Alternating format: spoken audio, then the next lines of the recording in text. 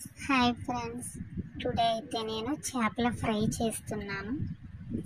శుభ్రంగా మన చేప ముక్కలను వాష్ చేసుకుని అందులో అల్లం వెల్లుల్లి పేస్టు, కారం, సాల్ట్, పసుపు, ఇంకా కొంచెం కార్న్ఫ్లవర్, కావాలనుకుంటే ఇంకా కొంచెం శనగపిండి అంటే కొంచెం టేస్ట్కి వేసుకుని బాగా మిక్స్ చేసుకోవాలి. నిమ్మరసం కూడా వేసుకుంటే బాగుంటుంది.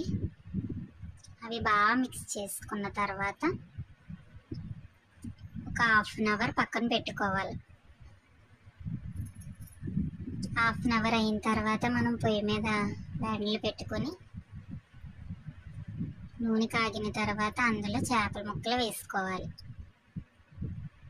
వెంటనే మనం కదపకూడదు. కొంచెం వేగనిచ్చిన తర్వాత అప్పుడు మనం అటు ఇటు తిప్పుకోవాలి. చాలా అంటే చాలా క్రిస్పీగా ఉంటాయి. ఇలా చేస్తే పిల్లలు చాలా ఇష్టంగా తింటారు. చూసారా ఫ్రెండ్స్, ఎంత బాగా వచ్చినాయో. టేస్ట్ కూడా అద్దిరిపోద్ది. మీరు కూడా మీ ఇంట్లో ట్రై చేయండి.